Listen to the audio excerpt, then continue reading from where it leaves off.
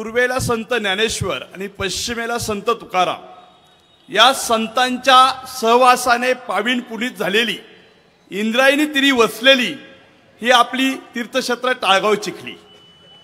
आज या व्यासपीठावरून बोलत असताना मला सर्वप्रथम आठवण होते ती म्हणजे चिखलीची आन बान शान असणारा धान्या वाघ आमच्या कैलासवासी दिवंगत दत्ताकाका साने यांची। कारण दत्ताकाका साने हा एक नाव नव्हतं, तो एक विचार जो त्यांनी आचरणातून गोरगरीब जनतेच्या साठी कायम एक वंचितांचा श्रमिकांचा गोरगरिबांचा बुलंद आवाज म्हणून पालिकेचं सभागृह दणाणून सोडलं। ती एक वृत्ती आहे जी समाजाच्या कामासाठी कायम धडधडत राहायची आणि आज खऱ्या अर्थानं त्यांचा विचारांचा वारसा युवा असा आमचा सहकारी यश पुढे नेतोय, निश्चित ही आनंदाची बाब आहे। ज्यावेळी चिखलीच्या या व्यासपीठावर मी बोलत असताना आमच्या दुसरे विकासराव समोर दिसतायत। मी म्हटलं होतं की मला उमेदवार आल्यानंतर बोलू द्या, हे सांगण्याचं कारण होतं ते अजित भाऊंपर्यंत निरोप पोहोचतील। अजित भाऊ, ज्या पद्धतीने तुम्ही भोसरी एक केलीत त्या पद्धतीने ही चिखलीमध्ये देखील एक यशस्वीता मंत्र सांगणारा युवा यश आहे आणि ज्या विकासाची आस आम्हाला आहे तो विकासराव आमच्या सोबत आहे, तेव्हा निश्चितच मी घाबरायची गरज नाही।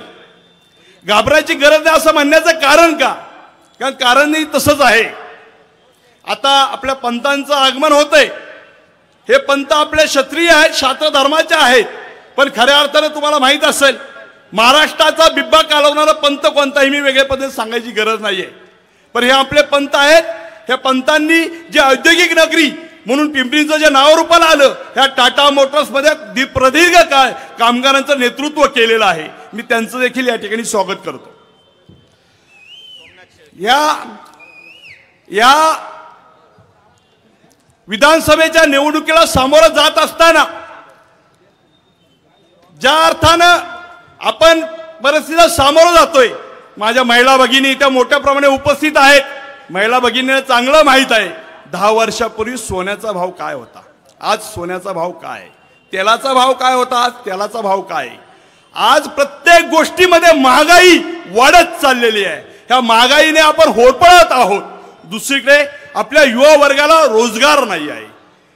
मोठमोठे उद्योगधंदे महाराष्ट्रातून परराज्यामध्ये घेऊन हे नतभ्रष्ट राज्यकर्ते चाललेले आहेत। याचा अर्थ काय हो? 10 वर्षापूर्वी एक मोठ्या आशावादानं ज्यांच्या हातामध्ये सत्ता सोपवली त्यांनी काय केलं? त्यांनी फक्त केले चुनावी जुमले। आज सुद्धा जो नारा तुम्हाला दिला होता, या पूर्वी सुद्धा दिला होता, सबका साथ सबका विकास, सांगा हो तुमचा झाला का विकास? पण आज ज्यावेळी उघडे डोळून पाहतो विकास तर गायब झाला, पण आमचा परिसर मात्र भकास झाला। आज त्याच पद्धतीने त्यांनी दुसरा नारा दिला, तो 15 लाख आले गाव कोणाच्या अकाउंट मध्ये? 15 लाख भगिनींनो, 1500 आले, पण ते 1500 उगीच नाही आले। कारण 6 महिन्यांपूर्वी ज्यावेळी लोकसभेची निवडणूक झाली त्यावेळी या सुज्ञ मतदारांनी ह्यांना यांची जागा दाखवली। मग आता आपली सत्ता राखायची असेल तर आपल्याला वेगळं काहीतरी करावं लागेल आणि त्याच्यातून ही निर्माण झालेलं आहे। आणि मला छाती ठोकपणे सांगायचंय, हे 1,500 आले काय, 3,000 आले काय, 15 लाख आले काय? अरे तुम्ही सार्वभौम जनता आहे। आपल्याला डॉक्टर बाबासाहेबांनी घटनाकारांची घटना लिहून दिली, आपण जनता या देशाचे मालक आहोत आणि हे विश्वस्त आहेत, स्वतःच्या खिशातून देत नाहीत। आज सुद्धा जो नारा घेऊन आलेत, कारण यांची पायाखालची वाळू सरकली आहे। तुम्हाला माहित असेल सांगतो, ज्याच्या घशात मुंबई घालू पाहतायत तो बांधकाम जो एक मोठा प्रतिष्ठित अडाणी नावाचा जो उद्योजक आहे, महाराष्ट्रामध्ये या निवडणुकीमध्ये वातावरण बिघडवण्यासाठी 3,400 कोटी रुपये मतदारांना भुलवण्यासाठी पाठवलेले आहेत। पण आमचे सुज्ञ मतदार हे जागृत आहेत, स्वाभिमानी आहेत, कारण ही निवडणूक कोणत्या नेत्याची नाही आहे, ही निवडणूक आहे महाराष्ट्राच्या अस्मितेची, महाराष्ट्राच्या स्वाभिमानाची आणि महाराष्ट्राच्या एकात्मतेची। त्यामुळे त्यांनी नवीन एक अपप्रचार चालू केलाय बटेंगे तो कटेंगे। आता हे कळत नाही। अहो आमची भूमी कोणती आहे?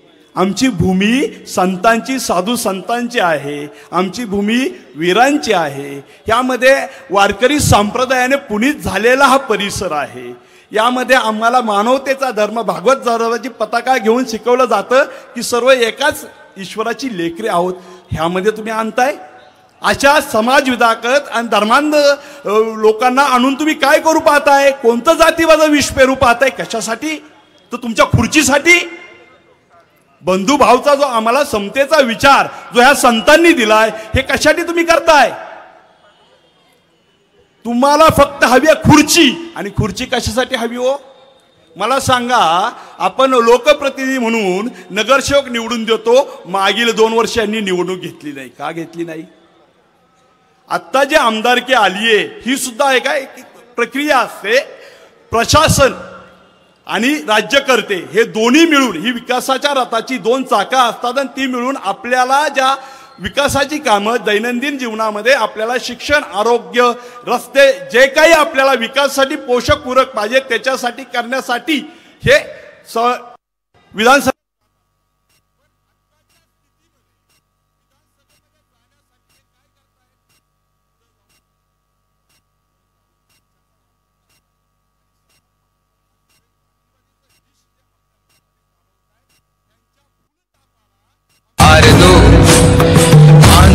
शान या की जान का आज एक धनुष के बाण पे उतार दो। आनंद है प्रचंड बोल मस्तकों के झुंड, आज जंग की घड़ी के तुम गुहार दो।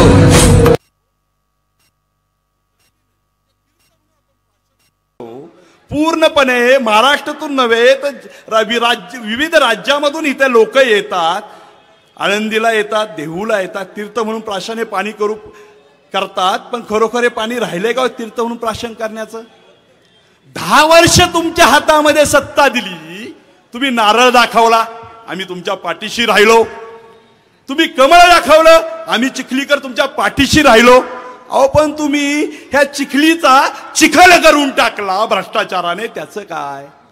आमच्या चिखलीमध्ये विविध आरक्षण आहेत। आपण जो पाहतो हा समोरचा जो देऊआळंदी रस्ता आहे, ह्या रस्त्याचं रुंदीकरण का होऊ शकलं नाही?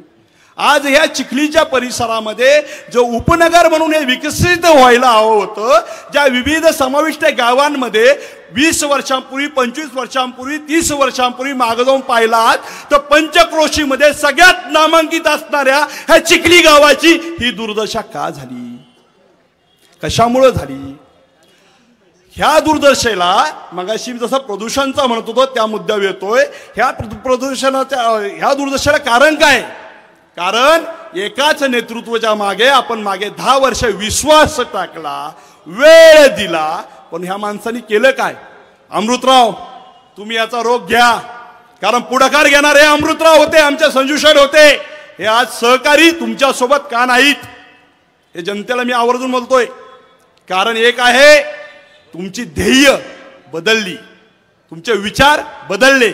आमच्या ह्या सहकार्यांना वाटत होतं की आमचा अन्याय झालाय, आमच्या चिखलीवरती सातत्याने अन्याय होत आलाय, आमचा विकासाचा अनुशेष भरून काढण्यासाठी नव्या रक्ताला वाव दिला पाहिजे। पण घडलं भलतंच, नव्या रक्ताला वाव नाही मिळाला, पण ह्यांचा उद्योग व्यवसाय मात्र फोपावला।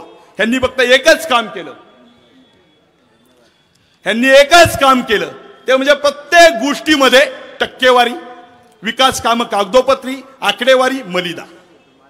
आज मी तुम्हाला सांगताना बोलतोय कारण त्याचं तसंच आहे। पाणी ही जल ही जीवन हे म्हटलं तर पाणी जर प्रवाहित असेल तर जीवनाला उपयोगी पडतं, पण पाणीच एका ठिकाणी साचलं कालांतराने ते पाणी ना पिण्याला राहत ना स्वयंपाकाला वापरत, माझ्या मायला भगिनींना चांगलं कळेल, ते फेकून द्यावं लागतं, नाही तर आपण आजारी पडतो। अशाच पद्धतीनं ज्यांच्या पाठीवरती आपण विश्वास ठेवून 10 वर्ष सत्ता हातात दिली, हे असे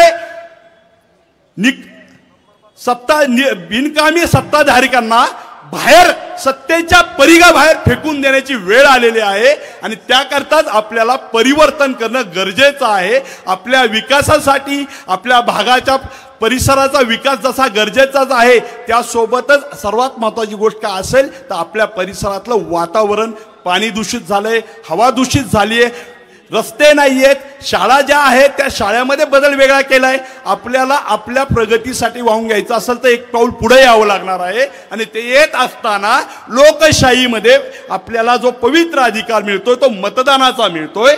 त्यामुळे येत्या 20 नोव्हेंबरला बुधवारी आपल्या प्रत्येकालाच आपली ताकद ही मतदानातून व्यक्त करायची आहे. आणि हे व्यक्त करत असताना ज्यांच्या पाठीशी आपण ताकद उभी करणार आहोत ना ते आपले माननीय श्री अजित भाऊ गव्हाणे हे उच्च शिक्षित आहेत, संयमित आहेत, सर्वांना बरोबर घेऊन जाणारे आहेत आणि सर्वात महत्त्वाचं म्हणजे सृजनशील इंजिनियर आहेत. त्यांचा प्रवास 23 वर्षांचा राजकीय अनुभव त्यांच्या पाठीशी आहे. 4 टर्म 20 वर्षे त्यांनी नगरसेवक म्हणून काम केलंय आणि त्यांचं काम करत असताना ते सँडविक कॉलनी भागातून येतात. 2002च्या पहिल्याच टर्मला त्यांनी 13 आरक्षणे त्यांच्या प्रभागात होती, 9 आरक्षणांची जागा ताब्यात घेऊन ती विकसित केली होती आणि आज त्यांनी संपूर्ण आरक्षणे विकसित केली आहेत. हा विकासाचा अनुशय चिखलीचा भरून काढण्यासाठी आपल्याला अजित भाऊ गव्हाणेंशिवाय पर्याय नाही आहे. कारण आमच्या ह्या चिखलीमध्ये पंचक्रोशीमध्ये सभा घ्यायला आम्हाला रस्त्यावर घ्यावी लागते. का बरं एकही मैदान नाही आहे? का बरं आमच्या चिखलीमध्ये एक मोठे असं उद्यान नाही आहे? का बरं आमच्या चिखलीमध्ये व्यायामशाळा नाहीये? लक्षात घ्या, हा प्रश्न केवळ नेतृत्वांचा नाही, हा प्रश्न आहे तुमच्या आमच्या तळमळींचा, हा प्रश्न आहे तुमच्या आमच्या वेदनेचा, हा प्रश्न आहे तुमच्या आमच्या समस्यांचा. आणि ह्या सोडवायच्या असेल तर सत्तेची सूत्र योग्य व्यक्तीच्या हातात देणं हे आपलं कर्तव्य आहे. मला हे बोलताना मगाशी बोलत होतो, मला चिठ्ठी एक आली. ह्या चिठ्ठीमध्ये जे आहे त्या चिठ्ठीतून मला एकच सांगायचंय की महिला भगिनी मोठ्या प्रमाणात आहेत, आमचे वारकरी संप्रदाय ज्येष्ठ आहेत, युवा वर्ग आहेत. लक्षात घ्या, ही निवडणूक निर्णायक आहे. ही निवडणूक महाराष्ट्राची दिशा ठरवणारी आहे. ही निवडणूक तुमच्या आमच्या पुढच्या 15, 20, 25 वर्षाची दिशा ठरवणारी आहे. त्यामुळे कोणतेही प्रलोभन येतील, तुम्हाला आमिष येतील, लक्षात ठेवा, हा कोणाच्या कष्टाचा आलेला पैसा नाही.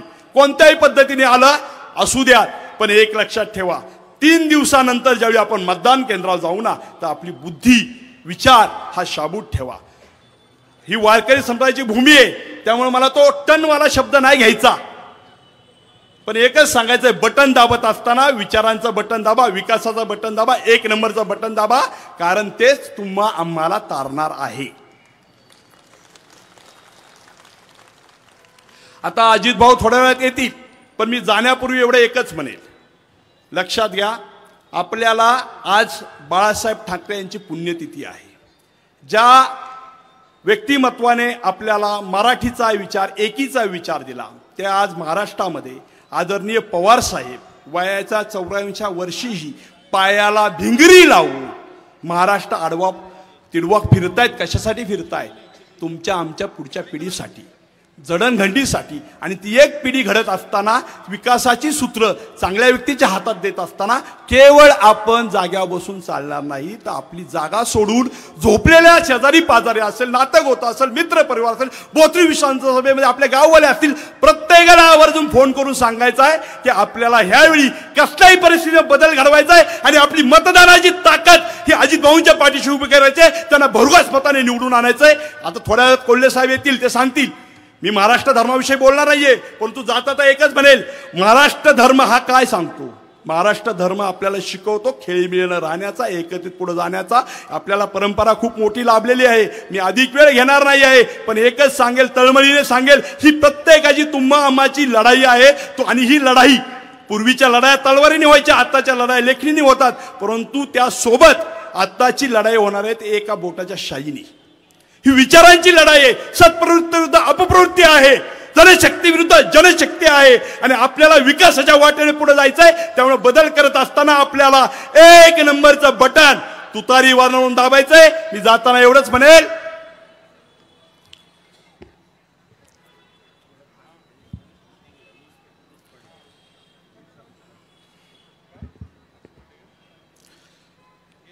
धगधगत्या विचारांची मशाल हातात घेऊन, धगधगत्या विचारांची मशाल हातात घेऊन आपल्याला विजयाची तुंतारी फुंकायची आहे. रामकृष्ण हरी, रामकृष्ण हरी.